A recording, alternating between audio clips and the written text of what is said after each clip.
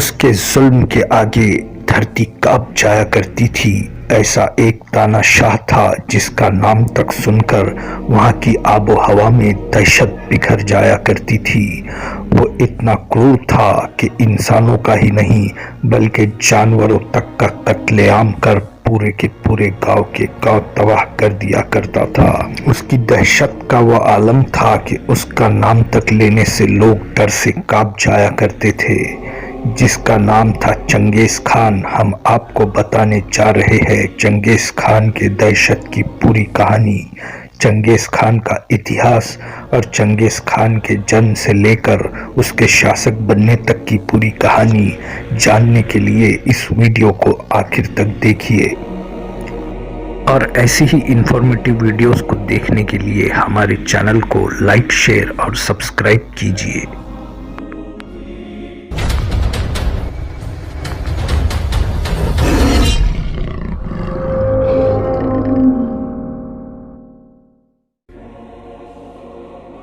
Genghis Khan यानी कि टर का दूसरा नाम है।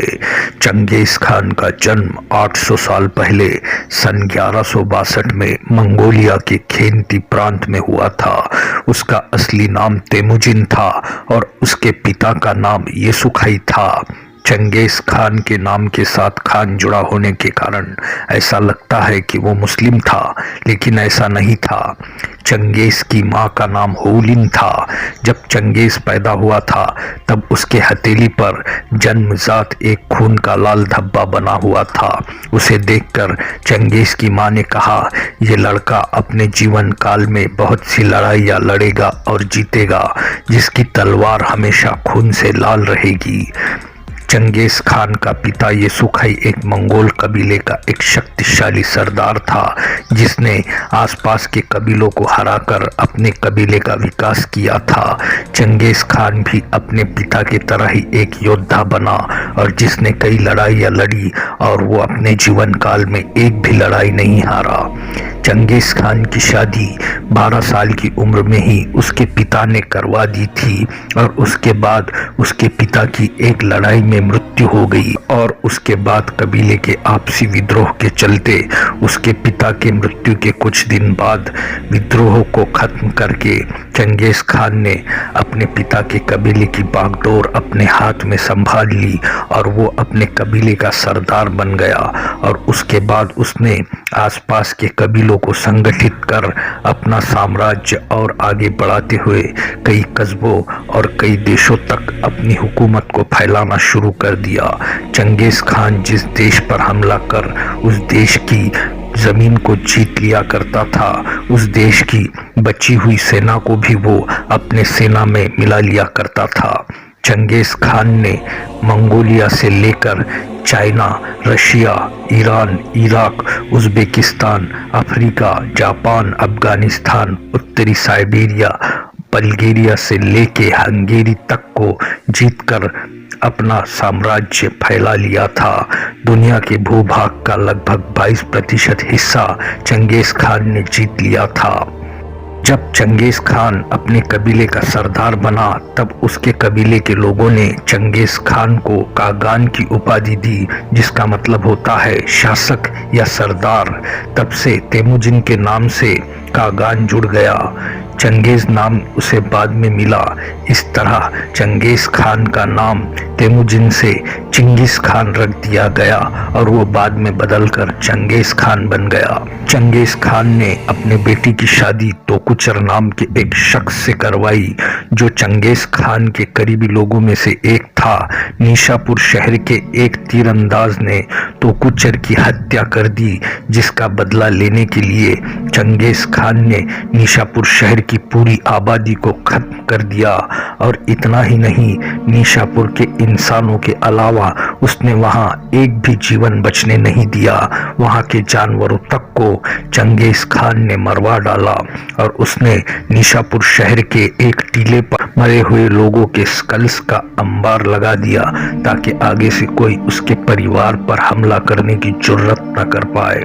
13वीं सदी में एक ईरानियन हिस्टोरियन थे जिनका नाम राशिद अल दीन था। उन्होंने लिखा है कि चंगेज खान ने किए गए कत्लेआम में ईरान की उस जमाने की जनसंख्या 25 लाख से घटकर सिर्फ 2.5 लाख पर आ गई थी, जिस जनसंख्या पर फिर से पहुंचने के लिए ईरान को 5 सदियां लग गई। चंगेज खान ने जो कत्लेआम मचाया था वो इतना भयानक था कि उसने किए गए कत्लेआम के कारण वातावरण से 700 मिलियन टन कार्बन डाइऑक्साइड का सफाया हो गया था।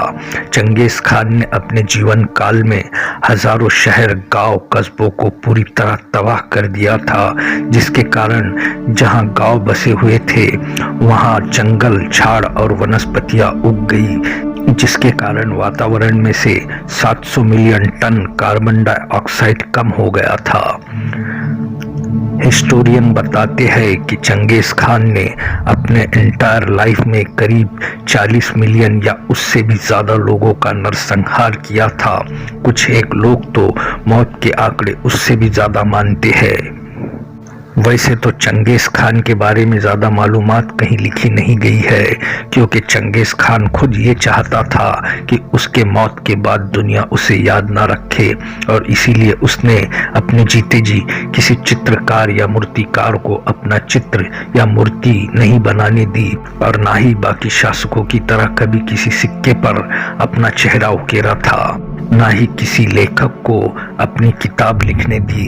चंगेज खान की पहली इमेज उसके मौत के बाद एक चित्रकार द्वारा बनाई गई थी, और चंगेज खान के बारे में ज़्यादा से ज़्यादा मालूमात हासिल होती है वो एक किताब से जिसका नाम है सीक्रेट हिस्ट्री ऑफ मंगोल्स। उस किताब के लेखक के बारे में भी आज तक कोई अता पता नहीं है। इतना ही नहीं, चंगेज खान ने उसके निष्ठावान सिपाहियों को ये हिदायत दे रखी थी कि उसके मरने के बाद उसे ऐसी गुमनाम जगह ले जाकर दफनाया जाए कि उसकी कब्र का किसी को पता न चल पाए, और उसके सिपाहियों ने ऐसा ही किया। आज तक चंगेज खान की कब्र को हिस्टोरियन तलाश रहे हैं। करोड़ों लोगों का कत्लेआम कर दुनिया के इतने बड़े हिस्से पर हुकूमत करने वाला वो तानाशाह, उसे भी मिला तो क्या मिला, और इतना बड़ा इलाका जीतने के बावजूद और इतनी धन दौलत इकट्ठा करने के बावजूद आखिर वो अपने साथ क्या ले गया। जिस तरह हर एक आमो खास इंसान अपने साथ कुछ नहीं ले जाता, बस जैसा आता है वैसा ही चला जाता है। कोई भी इंसान हो, चाहे वो कितना भी खास इंसान हो, या राजा महाराजा हो या फिर आम इंसान, उसे सिर्फ चाहिए होती है तो मौत के बाद बस 2 गज जमीन, और चंगेज खान को भी आखिर बस वही मिला, 2 गज जमीन और गुमनामी। उम्मीद है कि आपको इस वीडियो में से कुछ ना कुछ इन्फॉर्मेशन ज़रूर मिली होगी। ऐसे ही इन्फॉर्मेटिव वीडियोस को देखने के लिए हमारे चैनल को लाइक, शेयर और सब्सक्राइब करें, और इस वीडियो को देखने के लिए धन्यवाद। जय हिंद, वंदे मातरम।